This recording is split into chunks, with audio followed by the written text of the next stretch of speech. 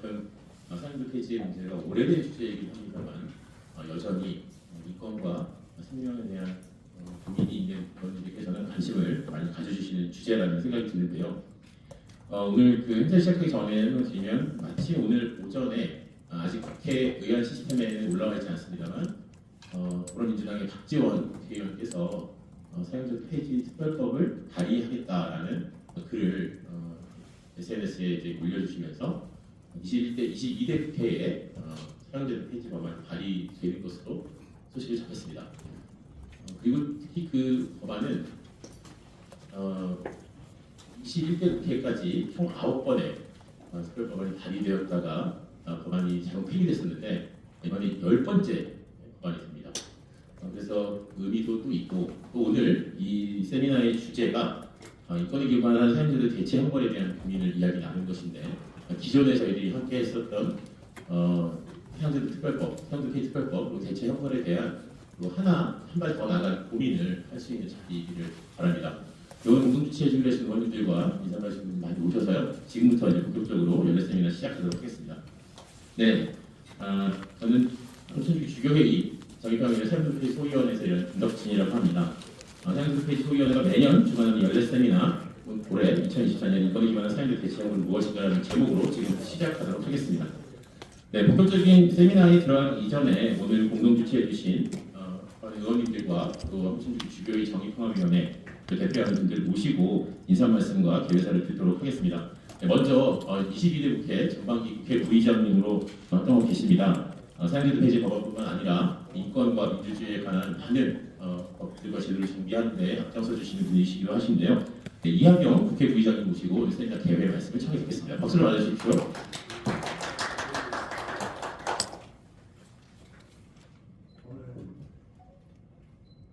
어제 눈이 많이 와서 안에서 춥고 교통도 불편한데 오늘 이렇게 사형제 폐지에 대한 세미나를 위해서 결제해 봐주신 교수님들, 기자님들, 신부님, 수녀님, 청년들, 위원회 여러분들 함께해 주신 여러분께 감사드립니다. 국회의장 이하경입니다. 인권에 기반한 사형제도 대체 형벌을 고민하는 사형제도 폐지를 위한 연례 세미나 개최를 환영합니다. 먼저 뜻깊은 세미나를 함께 마련해 주신 박규민, 김영훈, 선미화 의원님 행사를 준비해 주신 한국천주교회의 정의평화위원회 사형제도 폐지 소위원회에 감사의 말씀을 전합니다. 우리나라는 1997년 12월 30일 사형 집행이 25년간 사형 집행이 되지 않은 사실상 사형 폐지 국가입니다.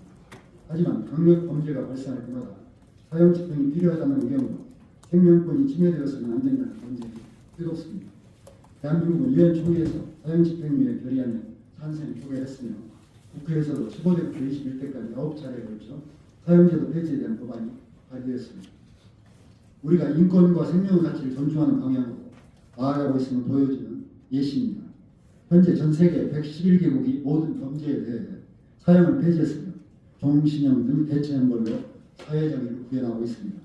이러한 시대의 흐름 속에서 우리도 사형제도를 대체할 인간적이고 합리적인 형벌 체계에 대한 진지한 논의를 시작해야 합니다. 피해자의 억울함, 사회가 추구해야 할 정의와 인권의 가치 사이에서 합의점을 찾기 위한 다양한 접근과 고민이 필요합니다. 오늘 토론회는 사형제를 대체할 수 있는 구체적인 방안은 무엇인지를 논의하는 자리입니다. 귀한 시간 내에 참석해 주신 여러분들 고개는 펴마 우리나라 형벌체계가 보다 인권지향적으로 발전할 수 있도록 노력하겠습니다. 저 역시 오늘 논의된 내용이 입법적 결실을 맺을 수 있도록 국회에서 최선을 다하겠습니다. 감사합니다. 이하경 부의장님의 개회 말씀 감사합니다. 부의장님께서 국회에서 인권에 기반한 형벌 제도를 만들어 나가는 데에 국회가 노력해 주시겠다는 말씀이 그동안에 저희가 밖에서 또 안에서 애써왔던 그런 것들이 결실을 맺을 수 있는 기대를 하게 되어서 또 매우 반가운 말씀이셨습니다. 다시 한번 감사 인사를 드리고요. 다음은 오늘 이 연례 세미나를 주관해 주신 한국천주교 주교회의 정의평화위원회의 김선태 위원장님을 앞에 모시고 인사 말씀을 청해 드리려고 합니다. 김선태 주교님께서는 또 천주교 전주교구 교구장을 맡고 계십니다. 네, 박수로 김선태 위원장 주교님 맞이하겠습니다. 평화를 빕니다. 한국천주교 주교회 정의평화위원장을 맡고 있는 전주교구장 김선태 주교입니다. 이 자리를 준비하여 주시고 또 함께해 주시는 모든 분께 감사를 드립니다. 한국 천주교 주교회는 죽음의 문화인 사형제도를 이 땅에서 완전히 폐지하기를 염원하며 2001년 정의평화위원회 산하에 사형제도 폐지 소위원회를 설립했습니다. 사형제도 폐지를 위한 다양한 활동들과 함께 수년째 학술 세미나도 개최하여 왔습니다. 매년 많은 연구자와 복조인, 활동가들께서 나누어주시는 고견으로 말미암아 발전적인 논의가 진척되고 있음에 늘 감사한 마음입니다. 하지만 한편으로는 긴 시간 우리의 노력에도 불구하고 사형제도가 여전히 존치되고 있는 현실이 무겁게 다가옵니다. 오늘 이 세미나를 공동 출지로 함께하여 주시고 인사 말씀을 전해주신 이하경 국회 부의장님과 더불어민주당 박지원 의원님, 박주민 의원님, 김영민 의원님, 서미화 의원님, 조국혁신당 차규근 의원님, 진보당 윤종호 의원님, 기본소득당 용해인 의원님, 사회민주당 한창민 의원님 덕분에 더 풍부한 논의의 장이 마련되었습니다. 정말 고맙습니다. 같은 시간을 내어 발제자로 참여해 주신 주영경 충남대학교 법학전문대학원 교수님과 토론자로 함께해 주신 장박가람 국제 NSP 한국지부 캠페인 본부장님, 홍성수 숙명여자대학교 법학부 교수님, 세아한 민주사회를 위한 변호사부인 공익인권변론센터 변호사님 덕분에 세미나가 성사될 수 있었습니다. 또한 언제나 묵묵히 사형제도 폐지를 위한 활동에 써주시는 정의평화위원회 사형제도 폐지 소위원회 수녀님과 위원님들께서 계시기에 이 소중한 활동들이 이어지고 있음을 기억하여 주시기 바랍니다. 올해는 인권에 기반한 사형제도의 대체 형벌은 무엇인가 라는 주제로 의견을 청해 듣게 되었습니다. 사형은 언제나 논의하기 어려운 주제입니다. 그러나 이런 논의를 통해서 사형제도 폐지가 우리 사회에 가져올 변화와 그 이후의 과제를 깊이 고민할 수 있는 계기가 마련되었으면 좋겠습니다. 대한민국 법제계에서 가장 극한 형벌을 폐지하는 논의가 간단하고 쉬울 리가 없습니다. 그 과정에서 우리가 놓치는 부분은 없는지 형벌의 목적 등과 더불어 두루 살펴주시기를 청합니다. 사형제도가 폐지되어야 하는 이유를 다시 곰곰이 생각해 봅니다. 첨예한 찬반 논쟁에도 불구하고 사형제도를 폐지해야 하는 이유는 그것이 인권적으로 옳지 않기 때문입니다. 그러면 우리 사회의 동의는 사형제도를 폐지하는 데 그칠 것이 아니라 이를 대신하는 형벌제도는 어떻게 마련되어야 할지 더욱 신중하게 생각해야 할 것입니다. 이제 개원 첫 정기국회가 막물리고 있는 22대 국회와 정부 그리고 횟수로 6년째 사형제도에 대한 헌법 소원의 결과를 내리지 않고 있는 헌법재판소에 진심으로 당부드립니다. 사형제도를 완전히 폐지하여 대한민국을 생명 존중의 나라로 이끌어 주십시오. 고맙습니다. 네, 김선태 천주교회 정의평화위원장 주교님의 인사 말씀이었습니다. 감사합니다. 그리고 앞에 말씀드린 것처럼 오늘 이 세미나는 많은 의원님들께서 많은 정당에 공동 주최를 해주셨는데요. 그래서 소개드린 것처럼 오늘 오전에 대한민국 국회에 10번째로 22국회에서 처음으로 사형제도 폐지 특별법을 발의하시겠다라고 밝혀주신 박지원 의원님께서는 급하게 지역에 일정이 있어서 자리를 비키시면서 메시지를 또 보내주셨습니다. 전체 다를 읽을 수는 없지만 소개해드린다면 본인이 이제 발의하신 사형제 특별법이 가석방 없는 종신형을 대체형으로 다루고 있는 것에 대해서 사형 폐지를 위해 활동하는 시민사회 종교계 내에서도 많은 의견이 있다는 것을 잘 알고 있습니다. 앞으로 더 많은 논의가 진행될 것으로 믿습니다. 오늘 오후에 있는 인권에 기반한 사형제 대체형벌 세미나에서도 많은 토론이 이어지기를 바랍니다. 그래서 메시지를 따로 보내주셨습니다. 그래서 오늘 사형 폐지 법안을 발의하시는 박지원 의원님도 앞으로 더 많은 기회에 함께 모여서 어떤 방향이 정말 더욱더 선진적이고 인권적인 방향인지를 이렇게 논의할 수 있겠다라는 기대를 할 수 있게 되었습니다. 참고해 주시기 부탁드리고요. 오늘 또 공동 주최해 주신 많은 의원님들이 오셨는데요. 순서를 한 분씩 잠시 모셔서 이제 축사를 말씀을 정해 듣고 기념 촬영을 하고 본격적인 세미나에 들어가도록 하겠습니다.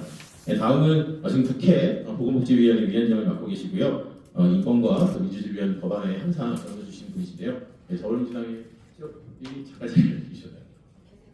계세요? 네, 더불어민주당의 박주민 의원님, 네, 앞으로 모셔서 인사 말씀 청해 듣겠습니다. 네, 박수를 맞아주십시오.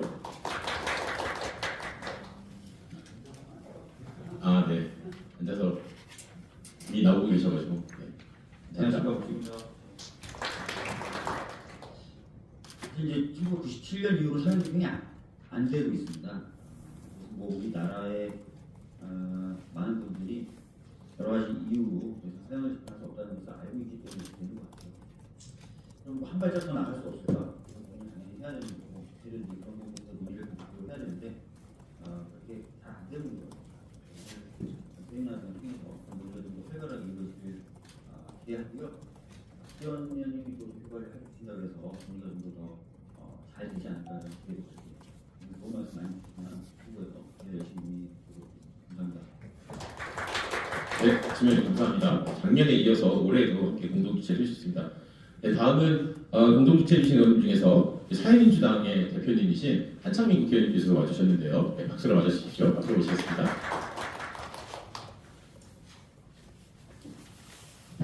네, 반갑습니다. 사회민주당 대표를 맡고 있는 국회의원 한창민입니다.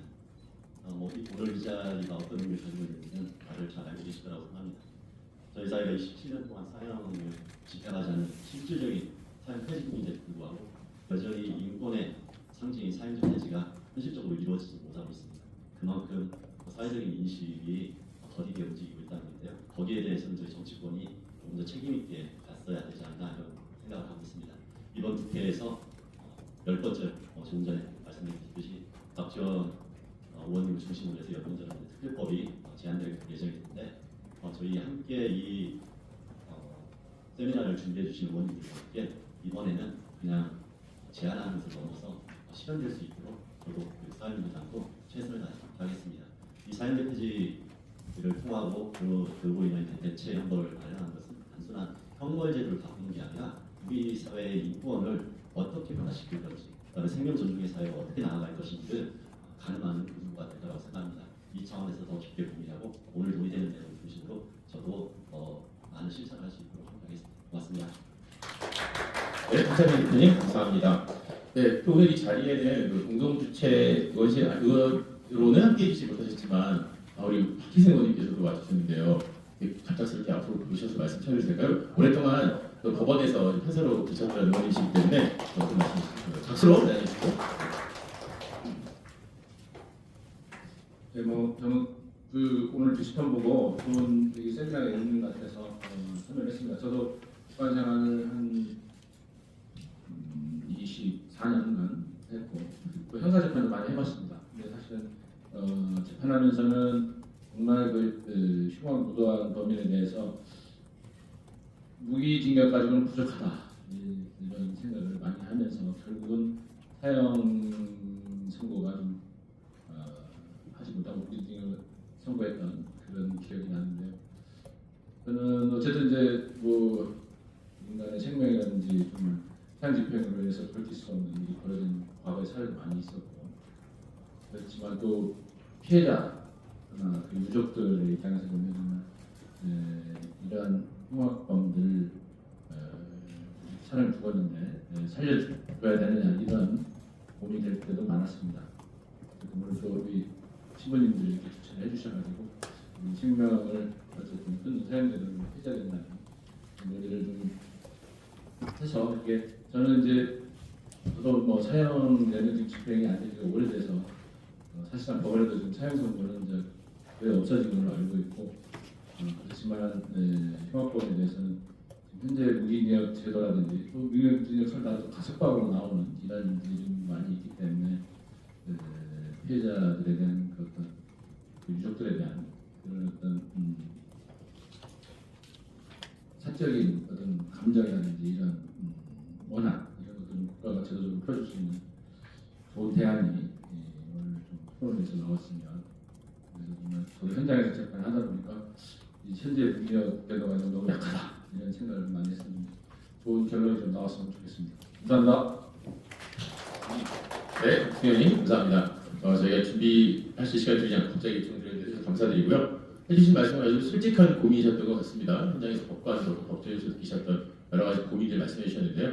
저희가 사용자들을 폐지하고 어떤 강력범죄를 저지른 그 당사자를 뭐 풀어주자, 용서해주자 사실 이런 이야기를 하는 것은 아니잖아요. 인권에 기반한 형벌 제도로 대체해서 사용자들을 폐지하고 그런 형벌 제도의 개선을 하자는 그런 의견을 모으는 자리라고 생각해 주시면 감사하겠습니다.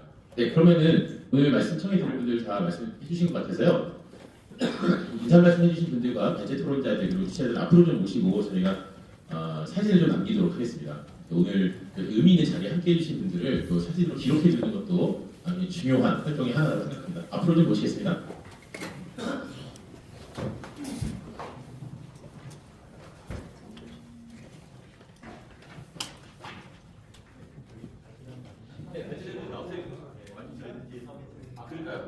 네, 자기 자리에 앉으시래요. 양창민 의원님이 좋은 제안입니다. 본인 자리에 한 명쯤 앉으세요. 자리가 있으면 앉으시고, 동물들이 여기 앉으세요. 사진 찍으라고 옆에 앉으시고, 네, 그럼 여기 가까이 우리 부장님하고 대변인을 해주시고, 네, 가까이 있을까요? 네, 하겠습니다.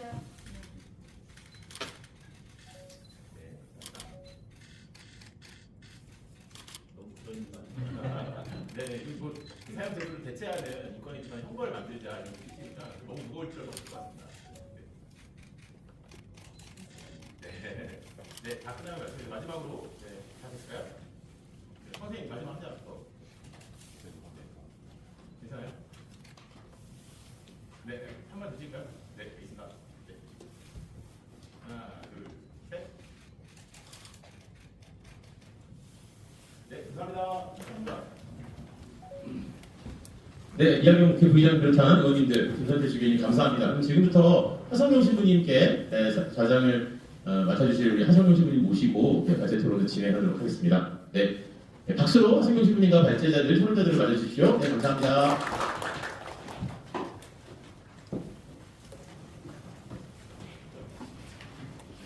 네, 방금 소개받은 주교회 정의평화위원회 총무위를 맡고 있는 현주교 서울대교구 정의평화위원회 위원장인 하성룡 신부입니다. 준비된 순서대로 저희 이제 발제 시작하도록 할 텐데요. 이 순서표 보시면 나와 있듯이 순서대로 진행하도록 하겠습니다. 먼저 첫 번째 시간으로서 첫 발제를 들을 건데요. 첫 발제는 충남대학교 법학전문대학원의 주현경 교수님께서 사형제를 대체하는 상대적 종신형 제도라는 제목으로 발제해 주시도록 하겠습니다. 박수로 발제를 하도록 하겠습니다.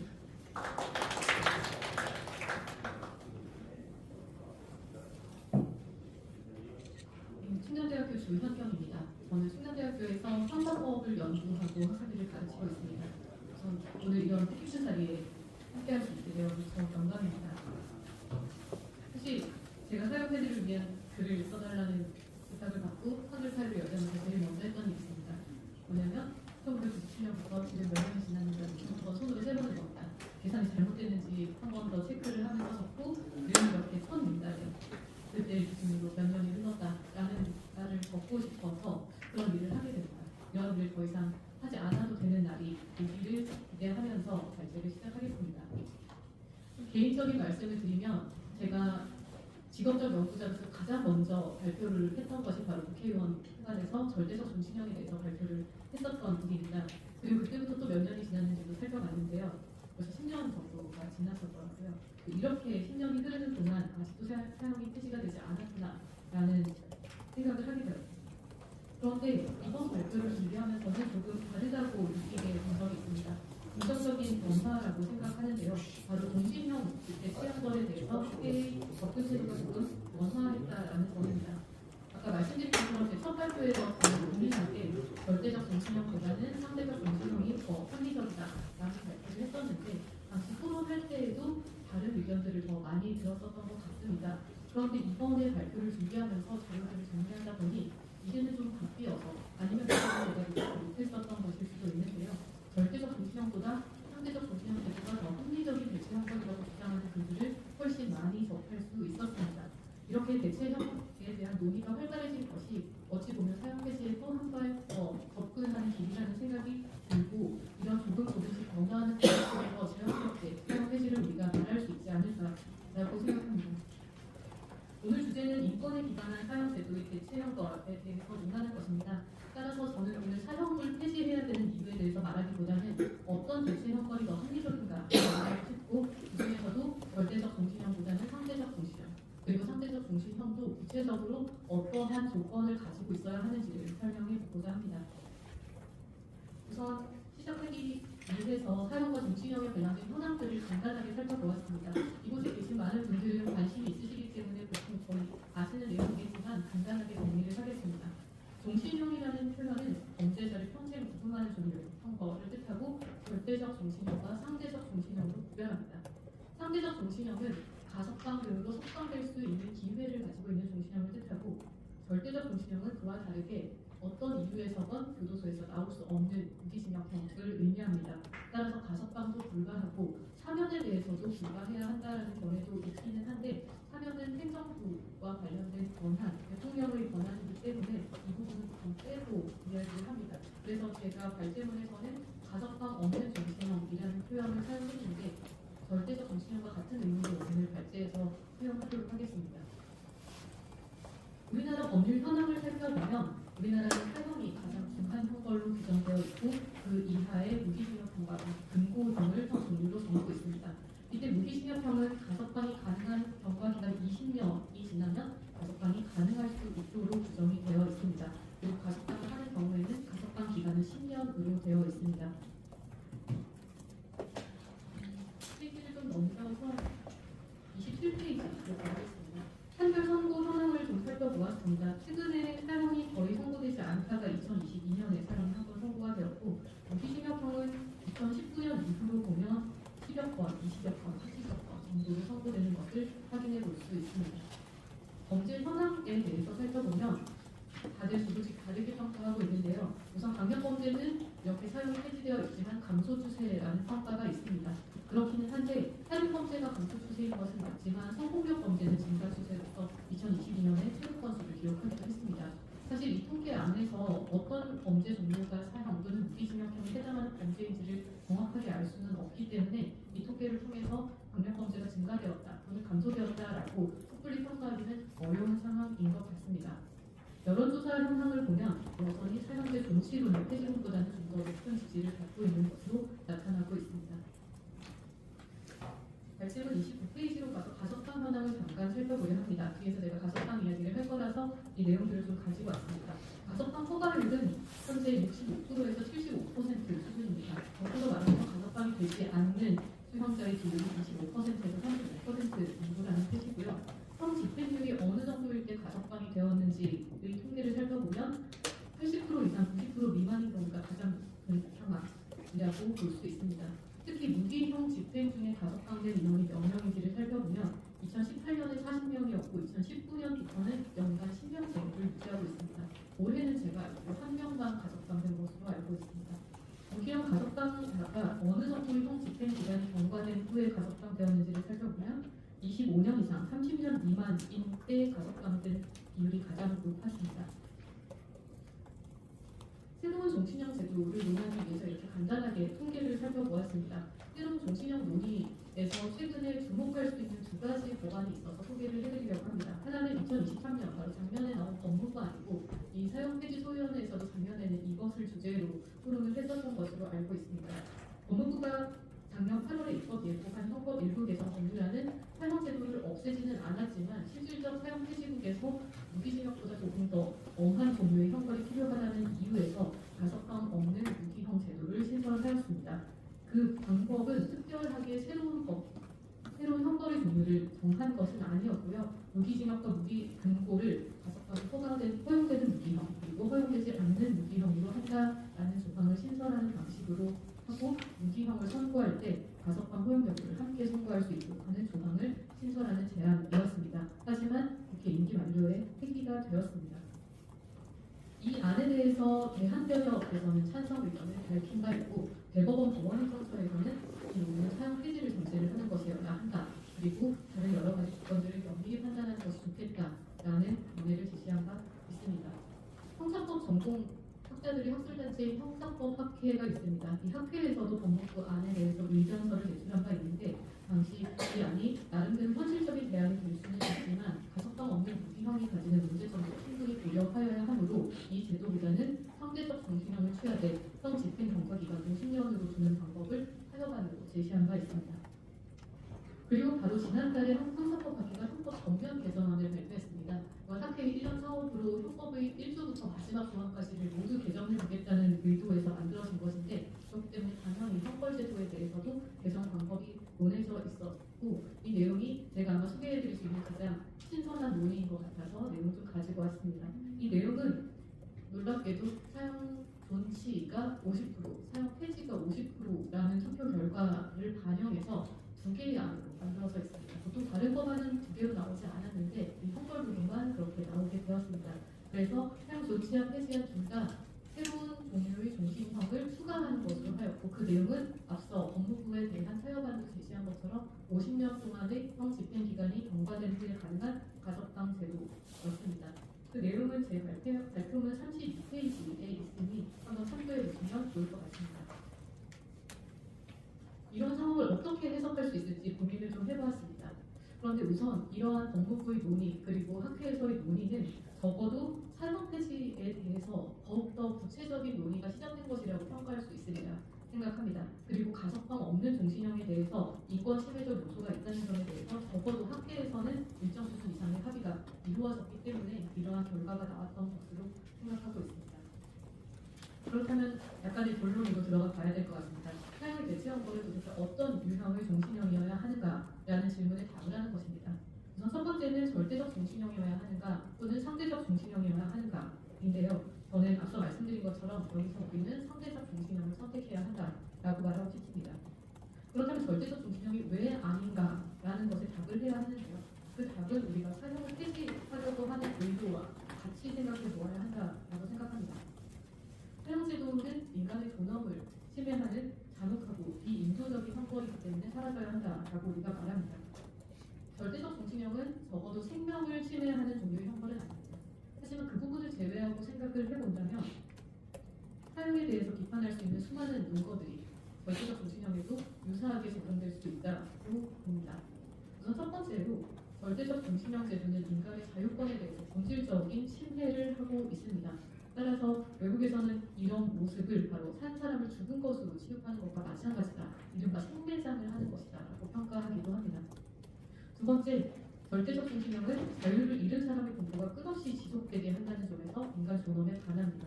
죽음을 통해서 수용자 인격에 영향을 미치게 할 수 있다는 의료계의 보고서도 있었다고 합니다. 즉 시민 공동체에 이 사람은 절대로 함께할 수 없다라는 것을 절대적 종신형 제도를 통해서 선언을 하게 되는 것인데요. 이런 선언은 바로 그 사람을 사회로부터 영원히 경계한다는 것을 의미합니다. 즉 공동체로부터 완전히 단절된다는 것은 그 사람은 더 이상 공동체에서 존중받는 인간으로서의 가치를 가지지 못한다고 우리가 평가하는 것이라고 볼 수 있습니다. 단순히 국가의 객체가 될 뿐이라는 제약이 문제가 될 것입니다. 또 형벌 이론적 측면에서도 접근해 볼 수 있습니다.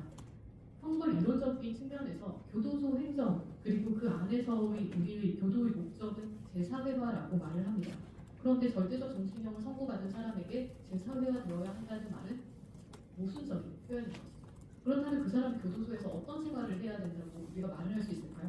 그 사람이 교도소에서 문제를 일으키지 않고 잘 살아가야 된다는 말을 하기 위해서는 그냥 단순히 그 사람을 가두는 목적이 충분해야 되기 때문이라고 말을 해야 된다는 것입니다. 물론 소극적 일반인, 즉 위협을 통해서 보통 범죄를 저지르지 않는 일반인들이 이런 유형의 형벌이 있으니 나도 범죄를 저지르지 않아야겠다라고 생각하는 측면에서는 효과가 있을 수도 있겠습니다. 하지만 형벌 위협을 단순히 인식한다고 해서 불법을 저지르지 않는 것은 아니고 그런 정벌주의 정책이 진정으로 형벌을 통해서 범죄를 막을 수 있는 효과가 있는지를 다시 한번 생각을 해봐야 합니다. 아마 이 논의는 또 2년 전에 이 자리 토론하는 데서도 논의를 했었던 것으로 알고 있습니다. 그럼 법 제도적인 측면에서 볼 때 사형은 감형 대상이 되고 가석방 요건을 충족하면 출소도 가능한 것으로 이론적으로 구성이 되어 있습니다. 그런데 그보다 낮은 형벌이 절대적 종신형을 취하면서 절대로 출소할 수 없게 만든다는 것은 제도적 측면에서도 매우 가혹한 모습입니다. 결론적으로 절대적 종신형 제도를 사형제와 비교한다면 비교 우위에 있는 것은 당연히 맞고, 하지만 그 자체로 보았을 때는 여전히 수용자의 인권적 측면에서 여러 가지 문제를 가지고 있는 것도 부인할 수 없는 사실입니다. 물론 예전부터 가석방 없는 절대적 종신형을 주장하는 많은 학자들이 있어 왔고 그분들의 주장은 사형제를 폐지해야 한다는 아주 중요한 장의적 명제 때문에 그러한 선택을 하신 경우도 많은 것으로 알고 있습니다. 전략적으로 이를 선택할 수밖에 없다라고 적어놓으신 글들도 읽은 적이 있었습니다. 그만큼 사용 폐지가 중요한 이유였기 때문이었겠죠. 물론 지금도 사용 폐지가 중요하지 않은 것은 아닙니다. 하지만 제가 아까 발표한 이후로도 10년이 지났다고 했고 또 법무부 안을 보면서도 느끼게 된 것이 있는데요. 이제 말로만 우리가 실질적 사용 폐지금이라고 말을 하는 것이 아니라 저는 이 정도면 우리 사회에서 사용은 더 이상 논의 대상이 되지 않는 형벌로 어느 정도는 자기가 잡혔다고 생각을 합니다. 그렇기 때문에 이제는 조금 더 나은 형법으로 나아가는 논의를 시작할 수 있는 시점이라고 생각하고 있습니다. 결국 사용 폐지를 필연적으로 여기고 있는 상황이기 때문에 우리가 이런 논의를 할 수 있다고 생각합니다. 이렇게 해서 절대적 종신형보다는 상대적 종신형이 더 나은 선택이라는 말씀을 드렸고요. 그렇다면 상대적 종신형은 또 어떠한 상대적 종신형이어야 하는지 이야기해 보려고 합니다. 지금 우리 제도에서 종신형은 20년 후 가석방이 가능한 형태를 취하고 있다고 했습니다. 그런데 앞서도 말씀하신 것처럼 이 20년이 너무 짧다라고 생각하는 분들이 있고 또 가석방이 되어서 나오면 이 휴가권을 어떻게 하면 좋을까라는 걱정을 하는 분들도 많습니다. 그래서 상대적 종신형 제도를 대체 형벌로 주장하면서도 이 형 집행 기간을 조금 더 늘리자라는 논의들을 많이 하고 있습니다. 제 발표문 35페이지부터 보시면 그 내용들이 있는데요. 지금은 20년보다 좀 더 길게 설정하자라는 논의가 많이 이루어지고 있습니다. 기간을 정하는 방식 외에 연령에 비례하는 방식으로 하는 것은 어떻겠냐는 의견도 있습니다. 평균 기대 수명을 기준으로 삼아서 자녀 수명의 3분의 2 이상 경과하는 때를 바로 형 집행 경과 기간으로 두자고 하는 것인데요. 제가 지금 자녀 수명을 평균 기대 수명을 정확하게 알지 못하겠지만 예를 들어 100살이라고 한다면 3분의 2 정도면 머릿속으로 생각해 볼 때 이 정도면 재범 가능성이 별로 없겠다 이런 생각을 해볼 수 있을 것 같습니다. 사실 가장 현실적인 대안은 맞기는 하지만 규범의 영역에서 평가하기는 조금 어려운 것 같습니다. 법학의 영역을 넘어서는 예측 부분의 규범성을 기대는 것이기 때문에 이 문제의식을 갖고 있지만 다른 방식을 사용하는 것이 좋다고 생각합니다. 여러 다른 의견들은 20년보다 다른 여러 기간을 제시하고 있습니다. 예를 들어 30년, 50년을 제시하는 견해들이 많이 있는데요. 아까 말씀드린 것처럼 한국 형사법학회는 50년으로 두고 있는데 그 이유를 살펴봤더니 현행 청구되고 있는 사형이 0형 이하인데 이 제도를 바로 50년의 형 집행 기간을 통해서 대체를 하고 또 현행 무기징역은 연평균 30건 정도 선고된다고 가정을 하였을 때 이 중 일부는 대체하지 않는 기간으로 설정한다면 50년이 타당하지 않겠는가라고 말하고 있었습니다.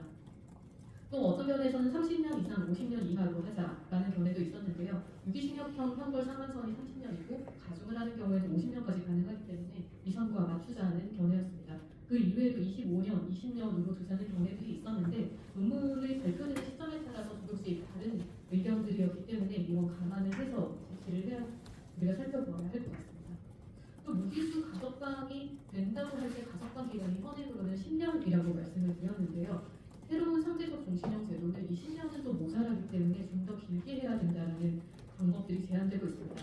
형사법학회는 20년으로 하자고 하고 또 어떤 견해에서는 사망할 때까지도 계속 끝까지 가석방 기간으로 두어야 한다라는 제안들도 있었습니다.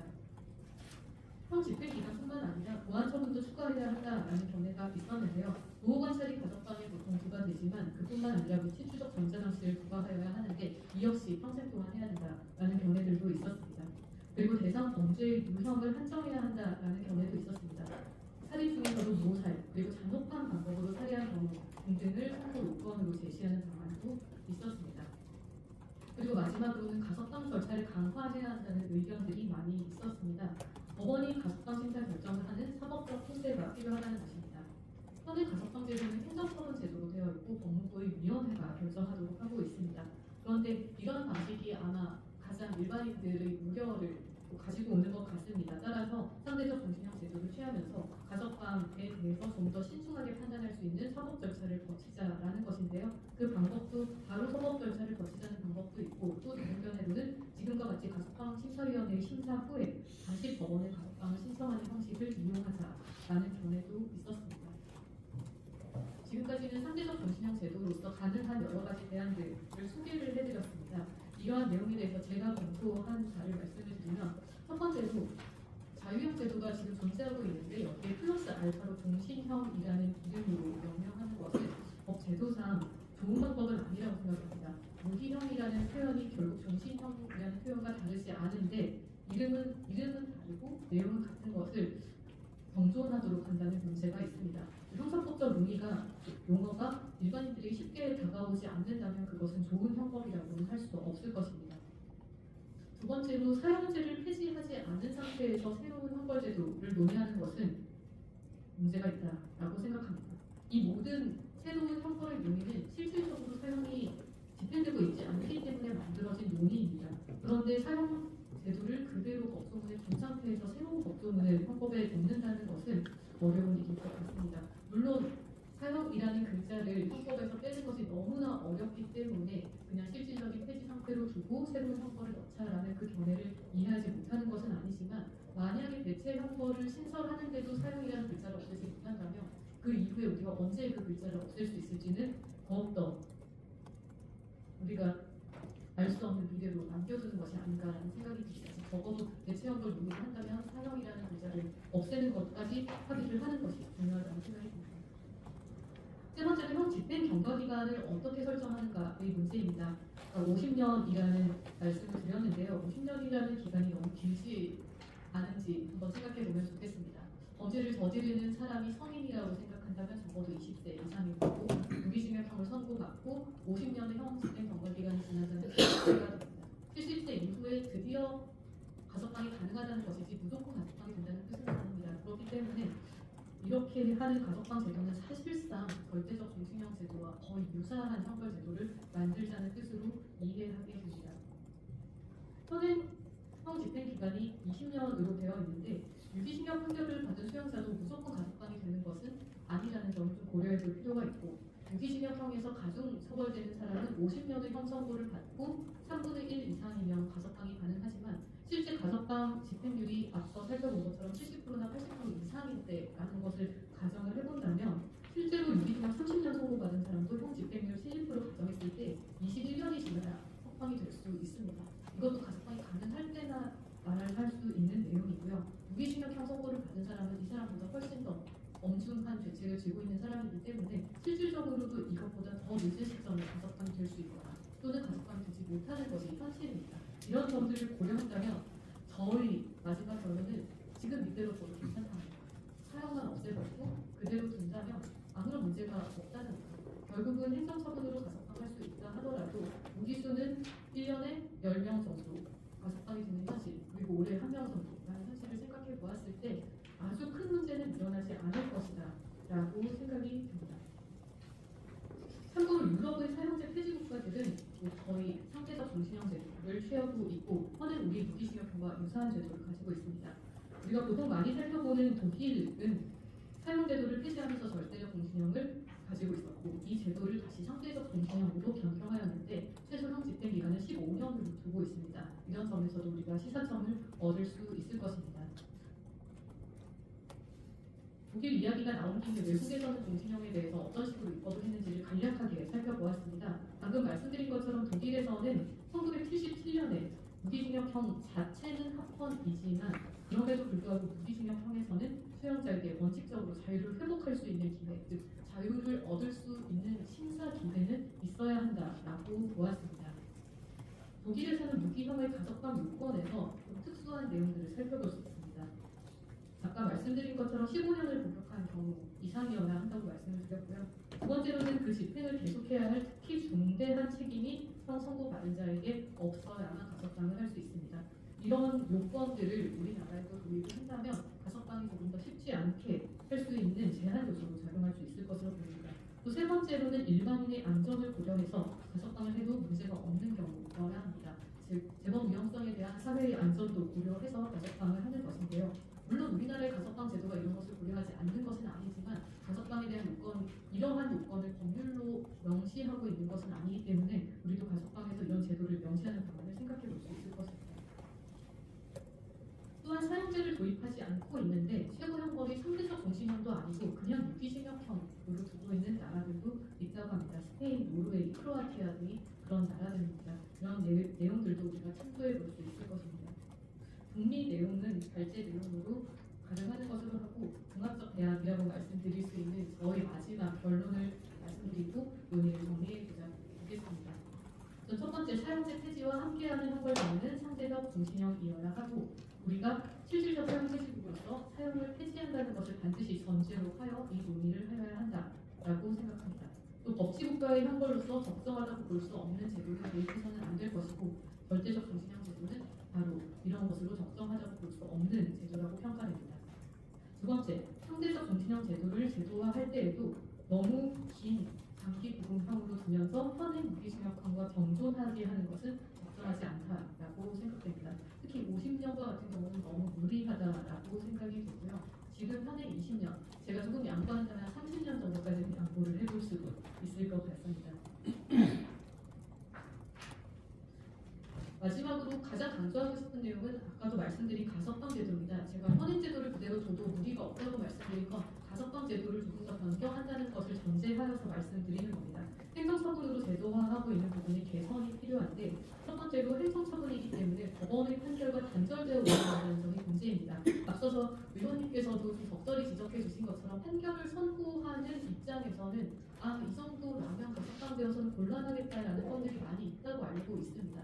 그런 것들이 실제 가석방이 되는지 안 되는지에 대해서 더 이상 법원에서는 손댈 수가 없습니다. 그 내용들은 다시 결국 법무부로 와서 가석방 심사위원회의 업무가 되는데요. 가석방 심사위원회에서도 물론 그러한 범죄의 종류들, 흉악성 등을 당연히 판단하고 재범 예측 등의 지표들도 모두 판단하겠지만, 그 판결문 안에서 선고가 될 때 그 법관이 가지고 있는 마음까지 완전히 헤아릴 수는 없을 것입니다. 이 제도를 보완할 수 있는 가장 좋은 방식이 앞서 말씀드린 것처럼 사법 통제를 하는 방식입니다.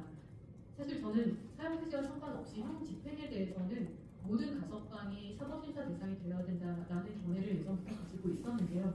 한 번에 갑자기 가석방 제도를 바꾸는 것은 무리할 수도 있기 때문에, 현실적인 대안으로 말씀드린다면 모든 무기형에 대해서 사법심사 제도를 도입한다면 앞서 다른 종신형 제도를 도입하자고 말하는 분들의 우려를 조금 잠식시킬 수 있지 않을까라고 생각합니다. 이 정도로 제가 준비한 내용들은 거의 마쳤습니다. 근데 가장 중요한 말씀은 거의 드리지 않았죠. 제가 사용을 왜 폐지해야 하는가라는 내용들을 거의 말씀드리지 않았는데요. 한 가지만 말씀드리면서 끝내고 싶습니다. 제가 폴란드의 아우슈비츠 수용소를 가봤었습니다. 가이드 투어를 했었는데요.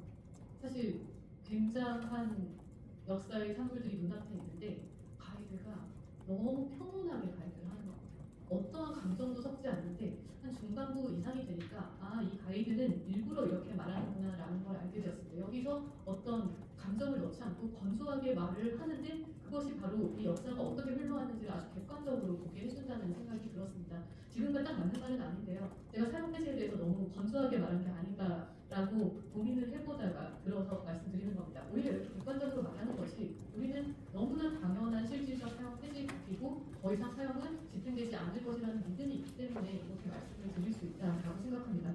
앞서 법무부 안이 저는 좀 놀랍기도 했지만 어떤 측면에서는 굉장히 반갑기도 했습니다.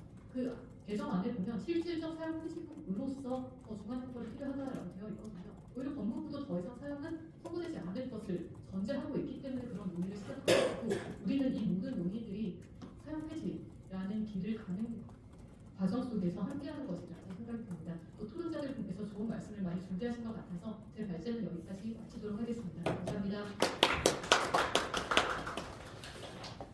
네, 지금까지 충남대학교 법학전문대학원의 주현영 교수님의 발제를 들었고요. 다음 순서로 토론 중에서 첫 번째 토론을 듣는 시간을 갖도록 하겠습니다. 국제 MNSD 한국시도의 장박가람 본부장님의 토론을 듣도록 하겠습니다. 박수로 모시겠습니다. 네, 안녕하십니까. 소개받은 장박가람입니다. 일단 조현 교수님 발제 너무 잘 들었습니다. 그리고 발제만 보면서 저도 많이 고민했고 많이 배우기도 했던 것 같습니다. 지난 9월, 지금 11월이죠. 지난 9월에 국제 MNST는 굉장히 바빴습니다. 왜냐하면 혹시 들어보셨을지 모르겠지만 하카다마 이와오라는 일본 역사상 최장 고격 사형수에 대한 무죄가 선고되었기 때문입니다. 그 무죄 선고는 사형 선고를 받은 지 58년 만에, 그리고 수감된 지 48년 만에 이루어진 것이었습니다. 법원은 당시 수사기관이 증거를 조작했으며 하카다마가 공정한 재판을 받을 권리를 침해받았다고 인정하고 사과했습니다. 58년 만에 그 사과를 받은 것이죠. 하카다마의 사례는 개인의 기록을 넘어서 사용자 자체가 지닌 비인도성과 상업적 오류의 심각성을 여실히 보여주고 있습니다. 국제인권규범에 따르면 모든 형벌은 공정한 재판과 인간의 존엄성을 보장해야 합니다. 그러나 강압적인 수사 그리고 불공정한 재판 절차를 얼룩진 흑과당한 사건은 이러한 원칙이 사형제도 아래서 얼마나 쉽게 흐름될 수 있는지를 여실히 증명하고 있습니다.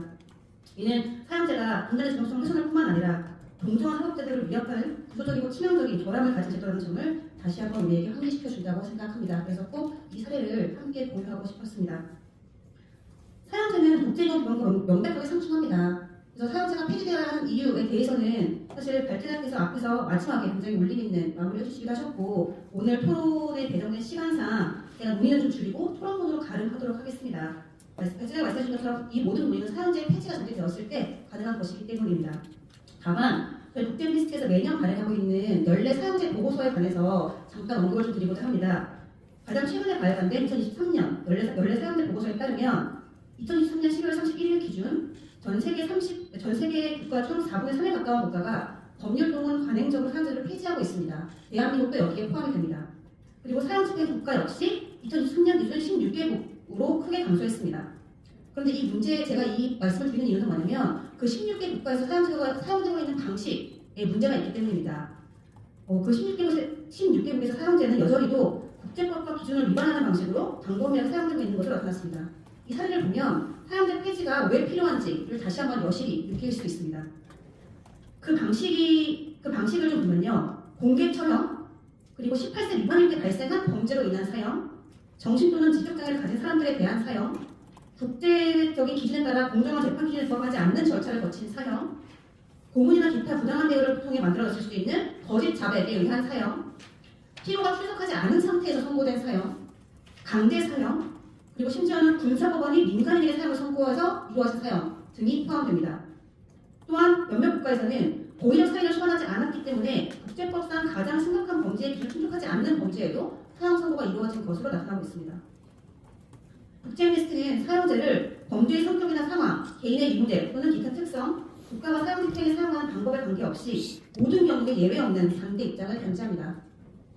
현재 사형제도가 이루어지고 있는 16개 국가들에서 사형제도가 어떻게 활용되고 있는지를 보시면 사형제도가 우리에게 정말 필요한가? 사형제도가 그 존치의 이유를 증명하고 있는가? 라는 것에 대해 의문을 가질 수밖에 없는 것 같습니다. 오늘 논의 자리의 핵심인 가석방 없는 종신형 제도, 절대적 종신형이라고 불리는 제도에 대한 국제 엠네스티 입장을 말씀드리도록 하겠습니다. 국제 엠네스티에서는 가석방 없는 종신형 제도를 Life Without an Opportunity for Parole이라고 해서 LWOP라고 부릅니다. 이 LWOP는 사형제를 대체하는 형벌로 논의가 되고 있지만 국제 엠네스티는 이 또한 인간의 존엄성을 침해하고 재발 가능성을 원천적으로 차단한다는 측면에서 원칙적으로 반대 입장을 명확히 하고 있습니다. 그리고 ICCPR, 넬슨 만델라 규칙 등과 같은 국제비범에 근거해서 사형제도의 대체 형벌로서도 고려될 수 없다는 것이 고려될 수 없다는 발제자의 주장에 적극 동의하는 바입니다. 또한 국제 엠네스티는 사형제 폐지와 함께해야 하는 대체 형벌로서 상대적 종신형을 제시하며 그 형벌에 대하여 현재와 같은 행정처분이 아닌 사법적 통제 대상으로 두어야 한다는 주장 역시 발제자 주장에도 역시 공감을 표합니다. 발제문에서 짧게 언급된 바 있지만 유럽인권재판소에서도 가석방 가능성이 없는 종신형이 수감자의 재활 가능성을 부정하며 유럽 인권협약을 위반할 수 있다고 판단한 바 있습니다. 동시에 재판소는 종신형이 합법적이려면 합리적인 기간 이후에 형의 경감 가능성을 검토할 수 있는 절차가 마련되어야 한다고 강조하기도 했습니다. 국제형사재판소의 로마 규정 역시 이에 관해서 더 구체적인 기준을 제시하고 있는데요. 종신형을 선고받은 피고인은 25년 무역 후에 형의 재검토를 받을 권리가 있다고 선언하고 있습니다. 이것은 발제자께서 20년, 양보에서 30년으로 말씀하신 것의 딱 중간 정도라고 보여집니다. 또한 이 규정은 이어지는 항에서 일정 기간 복역 후 형의 경감 또는 가석방을 검토할 수 있도록 하는 기준과 절차를 마련하고 있기도 합니다. 다만 한 가지 강조하고 싶은 것이 있습니다. 이건 역시 발제자의 의도와 동일한데요.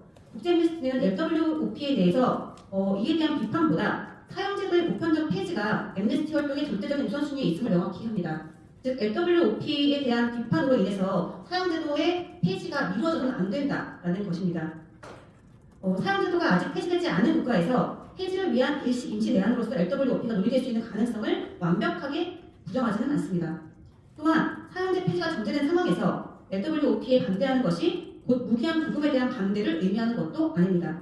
이는 단지 모든 수감자가 어느 단계에 이르면 주기적으로 형량을 재검토받을 권리가 있다라는 원칙에 대한 선언이라고 이해해 주시면 되겠습니다. 그렇다면 LWOP에 대한 대안으로서 어떤 것이 있을 수 있을까? 발제자는 가석방 가능성을 포함한 형벌 체계를 제안하셨습니다. LWOP는 인간의 정성을 침해하며 현대 사회에서는 더 이상 정당화될 수 없는 인권과 법치주의에 부합하지 않는 처벌 방식입니다.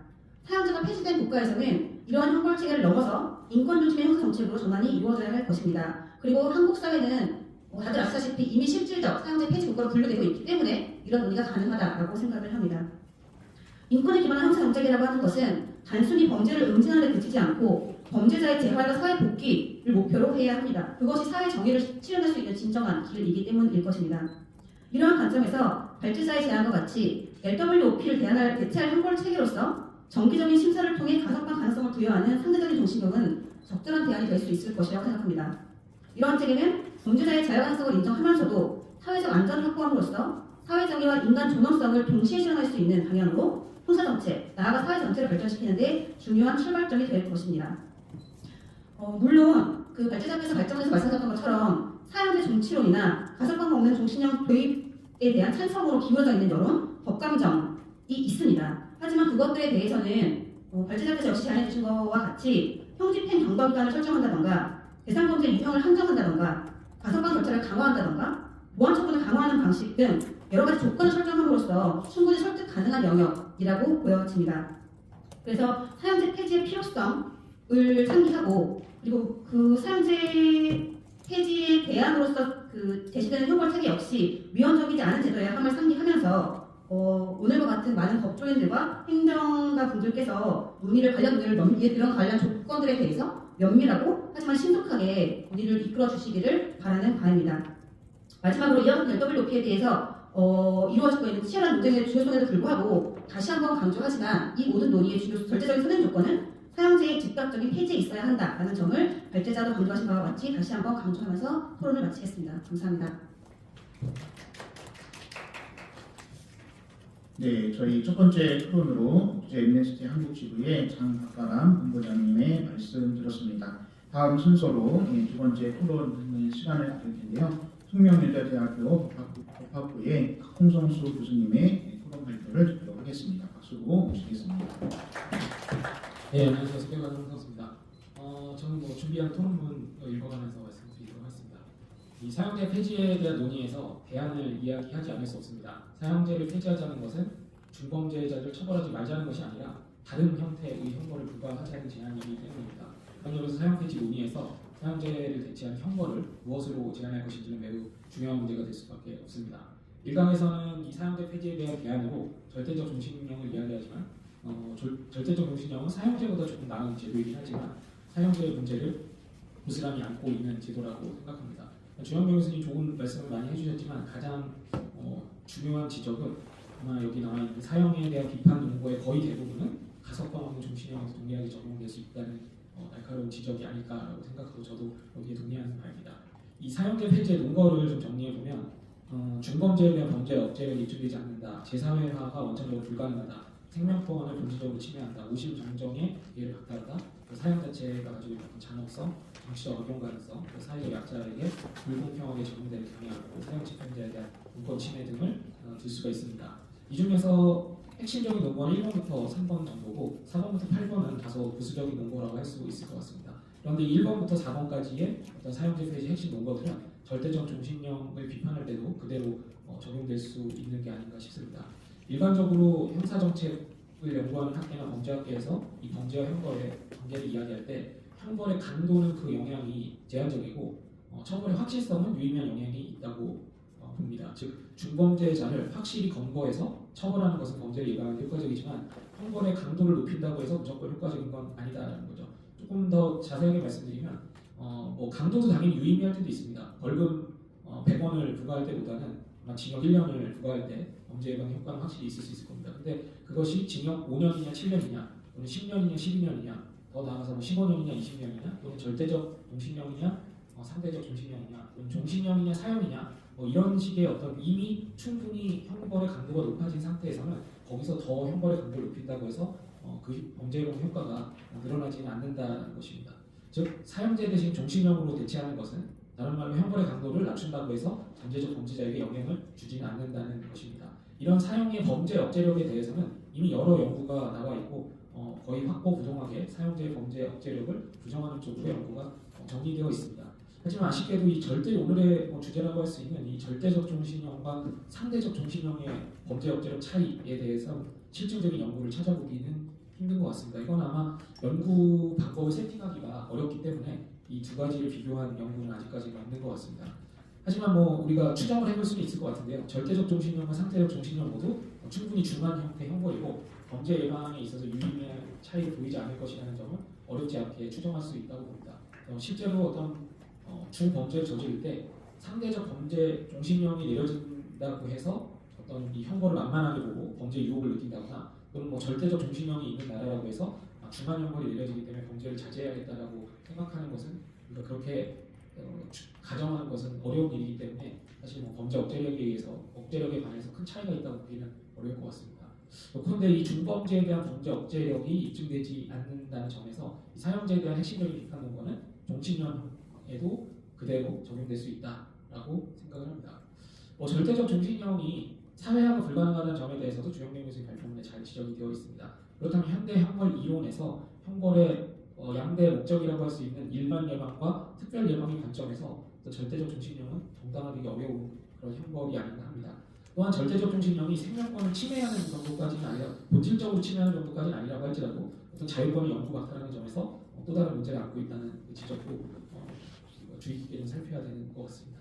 결국 사형제를 폐지하기 위해서 절대적 종신형을 도입하자라고 하는 것은 그렇게 말씀하시는 분들의 그 의도가 이해가 안 가는 건 아닙니다만 사형제를 폐지하고자 하는 본질적인 이유와 목표를 무색하게 만드는 그런 제안이 아닌가 싶습니다. 상대적 종신형이라고 해도 원칙적으로 종신형이고 20년이 지난 후에야 예외적으로 가석방이 될 수 있을 뿐입니다. 만약 가석방의 난발이 우려된다면 발표문에 잘 제안되어 있던 대로 가석방에 대한 통제를 강화하는 쪽으로 해결책을 찾아야 되는 것이지 절대적 종신형만이 대안이다라고 이야기하는 것은 좀 적절치 않은 것 같습니다. 이에 대해서는 이미 여러 설득력 있는 제안들이 있고 주영 교수님도 잘 정리해 주신 것 같습니다. 발표문에서는 이 사면의 문제가 논점에서 제외되어 있는데 또 이런 생각을 할 수 있습니다. 사면이 난발되면 어떡하냐 이런 말씀도 해주실 수 있어 보이는데 이 역시도 사면의 난발이 걱정된다면 절대적 종신형을 고집할 것이 아니라 사면에 대한 통제 방안을 마련하는 쪽으로 문제 해결을 찾는 것이 맞다고 봅니다. 여기서 자세히 말씀드리긴 어렵지만 사면에 대해서 어떻게 통제할 것이냐에 대해서도 역시 여러 가지 제안들이 나와 있는 그런 상태입니다. 상대적 종신형을 선고받는다면 원칙적으로 평생을 감옥에서 보내는 것이고 20년이 지난 후에야 가석방의 기회가 생길 수도 있는 정도의 처우를 받게 되는 것입니다. 이 정도로도 형벌의 목적을 달성하고 사회 안전을 위해 필요한 조치는 충분하지 않을까 싶습니다. 또 가석방 이후에도 일정 기간 보안 관찰을 또 받도록 이렇게 되어 있기 때문에 사실은 이 상대적 종신형을 받는다는 것은 사실상 평생에 걸쳐서 어떤 형벌과 보안 처분을 받게 되는 그런 형벌이라고 해도 과언이 아닐 겁니다.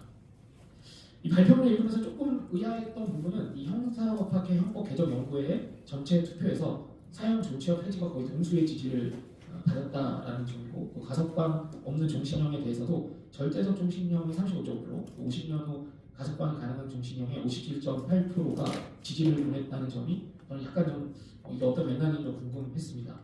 사실 아까 이제 주영명 교수님 잘 지적해 주셨던 것처럼 형법학자라면 50년이라는 숫자에 대해서는 좀 지나치다라고 생각할 것 같은데 여기에 57.8%나 지지를 보낸 이유도 궁금하고 절대적 종신형에도 35%가 지지를 보낸 이유도 좀 궁금한 부분입니다. 또 존치와 폐지가 저는 당연히 폐지 의견이 훨씬 더 전문가들 중에서 많을 거라고 생각을 했는데 거의 동수의 지지를 받는 것도 좀 그 배경과 이유가 궁금한 부분입니다.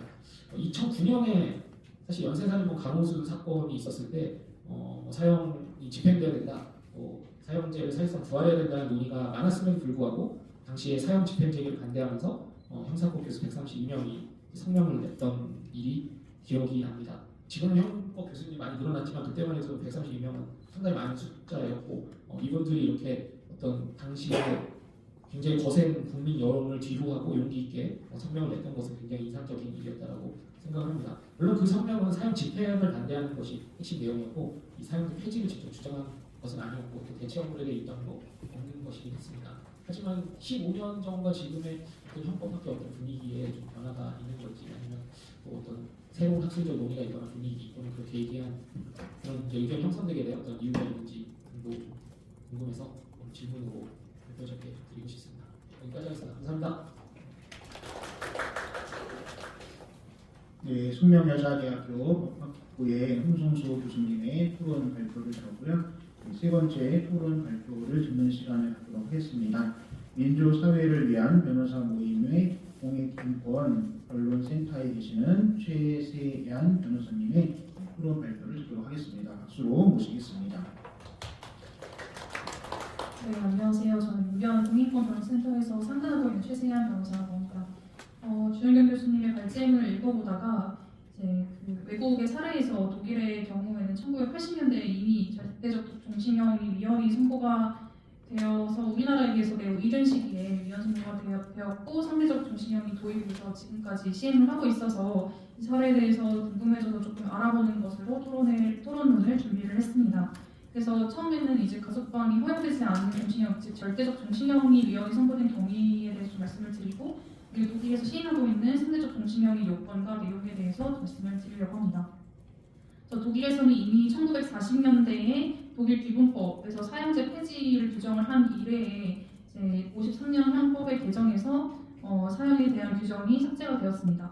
그래서 사형이 폐지가 되고 절대적 종신형이 시행이 되었는데 그 이후에 이제 1977년에 연방헌법재판소가 절대적 종신형도 위헌이라고 판단을 함에 따라서 1981년부터 상대적 종신형으로 대체되었습니다. 그래서 이 절대적 종신형이 위헌이 선고가 된 어떤 사건의 개요를 간단히 말씀드리면 이 헌법소원의 청구인은 80세 남성이었고 그 강간 목적으로 주거 침입을 한 이후에 2명의 피해자를 살해한 그런 사건이었습니다.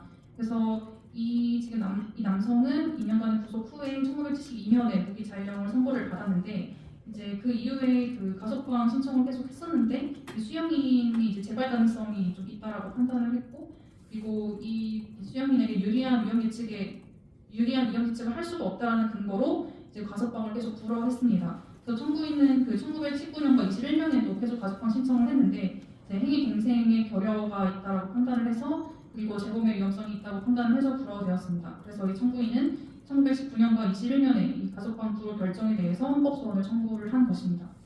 그래서 이 연방헌법재판소는 이 절대적 종신형을 규정한 헌법 제211조에 대한 위헌 법률 심판이 청구가 되자 비록 이 종신형 자체는 독일 기본법의 정신에 합치되고 그리고 종신형의 집행은 인간의 존엄을 침해할 정도의 회복 불가능한 정도의 어떤 침해를 야기한다고 확신할 수는 없으나 그러나 종신형의 수용자도 다시금 자유를 부분적으로 향유할 수 있는 기회를 제공받는 것이 인간의 존엄에 어울리는 행령의 존재 조건으로 특별사면뿐만이 아니라 종신형의 집행을 배제할 수 있는 즉 가석방과 같은 그런 절차가 필요하다라고 판단을 했습니다. 그래서 저희가 아까 계속 얘기를 한 것처럼 어떤 교화의 목적 중에 중요한 요소 중에 하나인 어떤 제사회화의 가능성을 완전히 박탈하는 것이 이 그 절대적 종신형이 위헌인 것으로 가장 중요한 근거로 판단을 한 것 같습니다. 그리고 부수적으로 이제 그 헌법재판소는 이 청구인의 연령이 80세였기 때문에 재범의 가능성이 현저히 낮다고 보았으면 그리고 이 전원 감정인이 청구인이 충동적으로 범죄를 다시 이제 행할 가능성이 매우 낮다라고 감정을 한 것을 고려하지 않은 것으로 판단했습니다. 그래서 이러한 점들을 종합하여 봤을 때 이제 이제 자유의 박탈 기간이 증가함에 따라서 높아지는 어떤 비례성의 원칙의 요구를 충족하지 않는다고 보았고, 그리고 이제 재범 위험을 줄이는 보호 관찰의 제도를 적극적으로 고려하면서 가석방 심사를 하여야 된다고 했고, 그리고 이 청구인이 갖고 있던 어떤 이 범죄 관련한 병리적 증세를 해결할 수 있는 사회적인 제도에 대해서도 검토가 고려가 되어야 된다고 판시를 했습니다. 그래서 이러한 사안을 종합했을 때 헌법재판소는 보호 관찰 조건을 통하여서 이 재범의 위험을 이제 최소한의 정도로 제한하는 구조가 조성될 가능성에 대해서 전혀 고려하지 않은 것으로 판단해서 이 절대적 종신형에 대해서 의견을 드렸습니다. 그래서 이 연방헌법재판의 이러한 판단은 절대적 종신형이 수용자의 생명을 박탈하지 않는 것뿐만 아니라 행위 목적상의 수용자가 종신형을 선고받았다 할지라도 가석방을 배제할 수 있는 조건과 절차가 필요하다는 것을 명시적으로 판단을 한 것이고, 그리고 이제 제사회화라는 형벌의 목적에 근접한 태도를 읽어볼 수 있을 것 같습니다.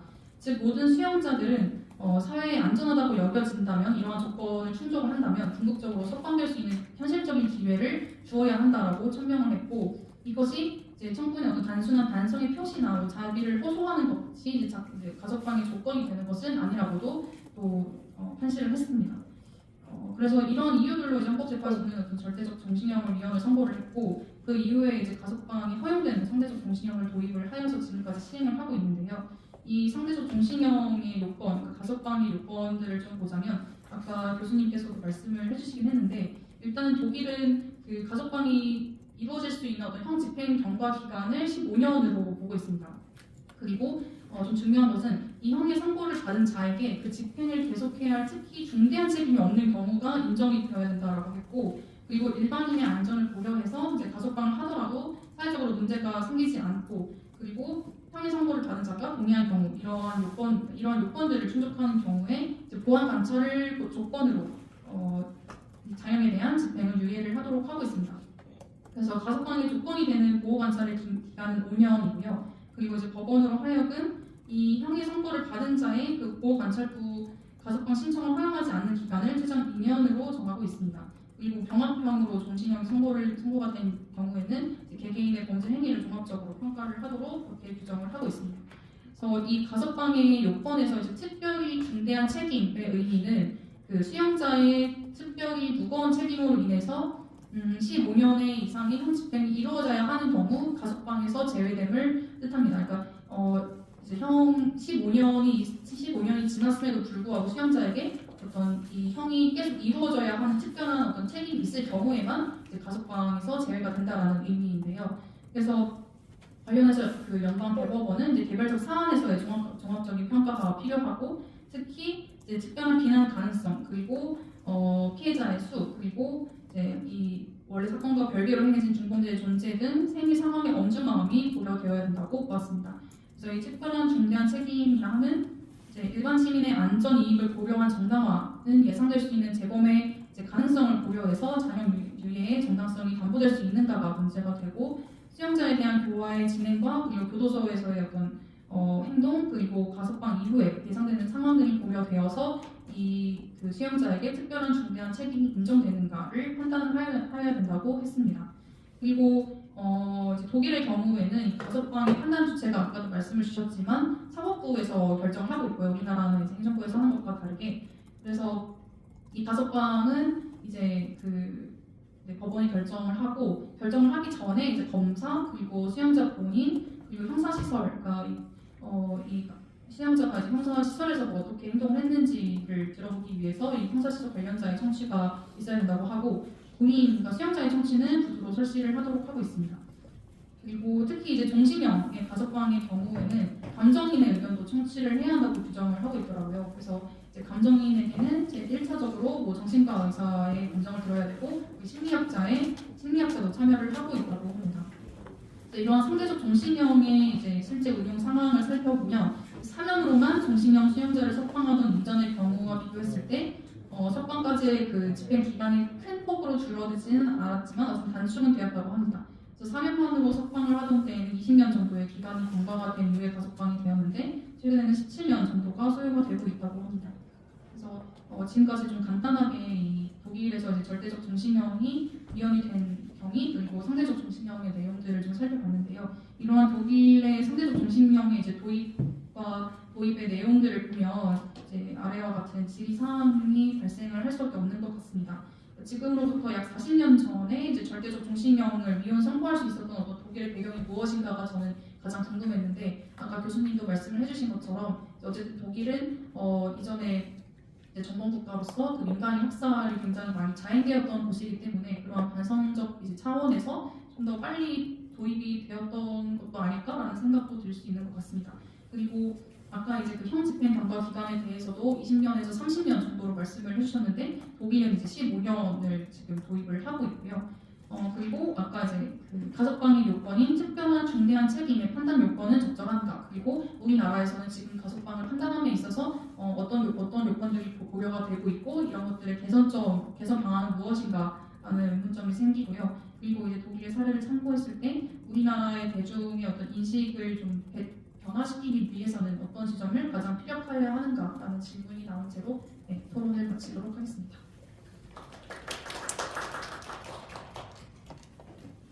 네, 감사합니다. 저희 발제와 토론을 지금까지 들었는데요.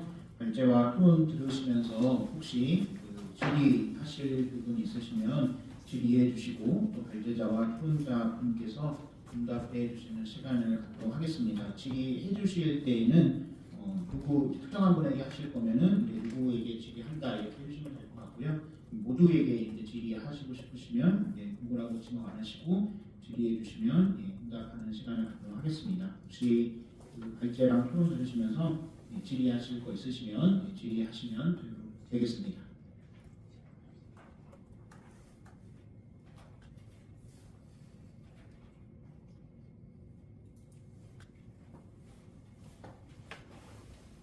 네, 오늘 발제 너무 잘 들었습니다. 제가 질문이 3개가 있어서 좀 다른 분들이 먼저 질문하시고 제가 하려고 했는데 다른 분들이 아직 생각하시는 것을 제가 먼저 질문을 드리겠습니다. 제가 그럼 2개를 먼저 주현경님께 여쭙고 그 다음에 다른 질문을 이어가도 될까요? 네, 최세아님께서도 말씀해 주셨지만 한국 대중에게 약간 피력되는 게 무엇일까 저도 좀 고민을 해봤는데요. 그 뉴스 헤드라인에 이렇게 사형제 폐지라고 일반적으로 이렇게 저희가 검색을 해봤을 때 누군가가 출소되어서 몇 개월 만에 다시 범죄를 저지른다 이런 내용이 제목으로 딱 뜨고 대중적으로 각인이 잘 되는 것 같습니다. 그래서 저는 실제로 이런 상대적 종신형에서 가석방이 된 후 재범죄율은 어느 정도인지가 좀 궁금합니다. 혹시 알고 계시다면. 그리고 두 번째로는 가석방이 있는 종신형이 생길 경우 반대로 사형제나 이제 무기형보다는 상대적으로 가벼운 형이라고 생각되기 때문에 집행하는 입장에서 더 쉽게 이런 형을 집행하지 않을까라는 저의 우려이자 가설도 있는데요. 혹시 다른 나라에 이런 가설과 일치하거나 반대되는 사례가 있는지 궁금합니다.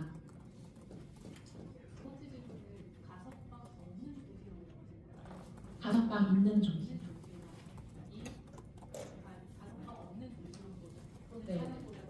가볍다고 생각이 되기 때문에 집행하는 입장에서 조금 더 쉽게 이런 범죄를 더 높게 설정해서 집행하는 경우가 많아지지 않을까. 쉽게 집행한다는 게 어떤 의미인지 조금만 더 구체화해 주시면. 예를 들어서 처음부터 15년형을 하려고 했는데 가석방 있는 무기형을 선고하겠다 이런 식으로. 애초에 20년을 선고하려고 했는데 가석방이 있는 종신형을 선고하겠다 이런 식으로 범죄가 증량이 되어서 선고되는 경우가 더 많아지지 않을까? 형 선고가 더 높아지는 문제를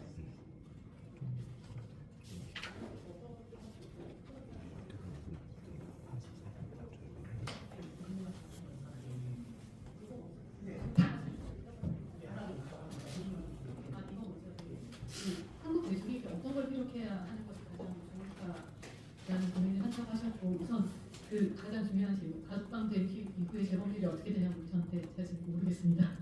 제가 지금 받아줬다가 잘 몰라요라고 적었는데요. 찾아봐야지 알 수 있을 것 같습니다. 그런데 아마 가석방 할 때 가장 중요하게 생각하는 게 재범되지 않아야 될 사람들을 가석방해야 한다라는 것일 것 같고요. 다른 질문을 답을 좀 해볼까요? 한국 대중들에게 가장 피력될 수 있는 것이 무엇인가가 돌려서 말씀하신 질문이고 또 강사님께서도 질문하시는 것이니까 요거 답을 좀 해본다면 저는 결국 모든 범죄자들에 대해서 좀 유사하게 생각하셔야 된다라는 말씀을 드리고 싶습니다. 사형수 또는 무기징역인데 지금 거의 사형에 버금가야 되는 사람, 절대 나와서는 안 되는 사람 이런 사람이 딱 경계가 설정되어 있지 않습니다. 그 사람과 무기징역인데 45년 선고 받은 사람이 그렇게까지 큰 차이가 나지 않을 겁니다. 그 말은 범죄의 정도가 큰 차이가 난다는 게 아니라 우리 일반인의 마음에서 그 사람과 함께 살아간다는 것에 대한 두려움이 비슷할 겁니다. 그런데 결국 유기징역으로 생각하면 결국은 우리는 같이 살아가야 되는 존재가 맞거든요. 사실 저도 아이를 키우고 있고 성범죄자, 도지사 같은 것들 막 날아옵니다. 사실 저도 좀 무서워요. 그래서 늘 형법을 전공한 것에 대해서 후회하는 날들이 있기도 합니다. 그런데 가장 중요한 건 뭐냐면 결국 범죄를 저지르는